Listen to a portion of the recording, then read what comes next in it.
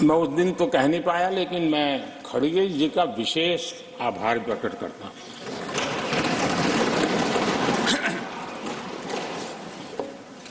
बहुत ध्यान से सुन रहा था खड़गे जी उस दिन में,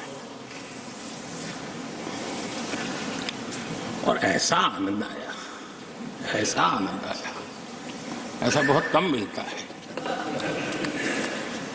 लोकसभा में तो कभी कभी मिल जाता है, लेकिन आजकल वो दूसरी ड्यूटी पर है, तो मनोरंजन कम मिलता है।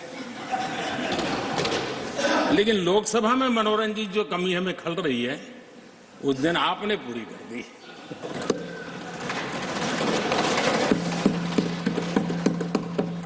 और मुझे प्रसन्नता इस बात की थी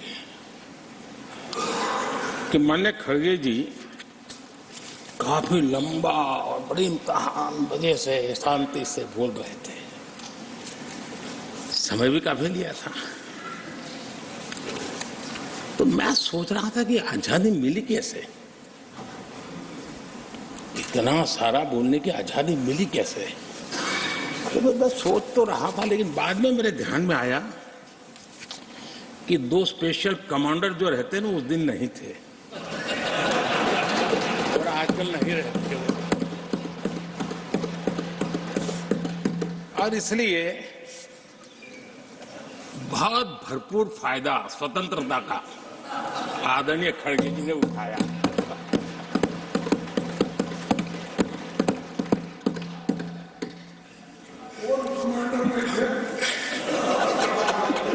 और मुझे लगता है कि उस दिन खड़गे जी ने सिनेमा का एक गाना सुना होगा, ऐसा मौका फिर कहां मिलेगा।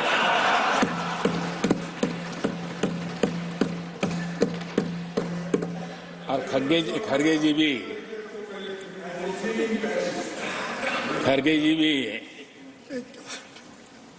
एम्पायर नहीं है, कमांडोज नहीं है, तो चौके छक्के मारने में मजा आ रहा था उनको। लेकिन एक बात खुशी की रही, उन्होंने जो 400 सीट एनडीए के लिए आशीर्वाद दिया था,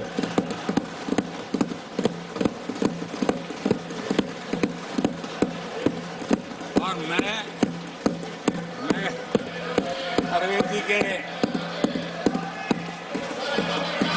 इन आशीर्वाद को, आपके आशीर्वाद मेरे सर आंखों पर, अब आपको आशीर्वाद वापिस लेना तो ले सकते हैं, क्योंकि एक खबर तो आ गए हैं।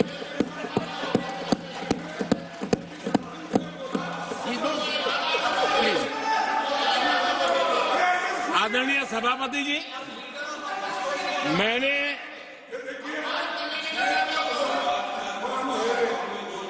आदरणीय सभापति जी,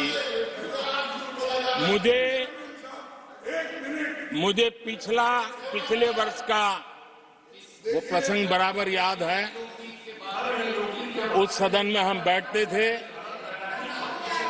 और देश के प्रधानमंत्री की आवाज को गला घोंटने का भरपूर प्रयास किया गया। हम बड़े धैर्य के साथ, बड़ी नम्रता के साथ आपके एक एक शब्द को सुनते रहे, और आज भी आप न सुनने की तैयारी के साथ आए हैं। आप न सुनने की तैयारी के साथ आए हैं, लेकिन मेरी आवाज को आप दबा नहीं सकते हैं।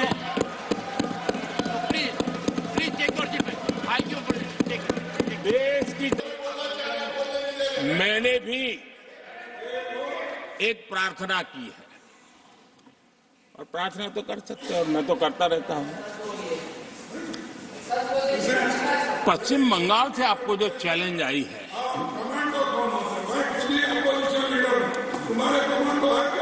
और पश्चिम बंगाल से चैलेंज आई है कि कांग्रेस 440 पार नहीं कर पाएगी, 40 पार नहीं कर पाएगी। मैं प्रार्थना करता हूं कि आप 40 बचा पाएं।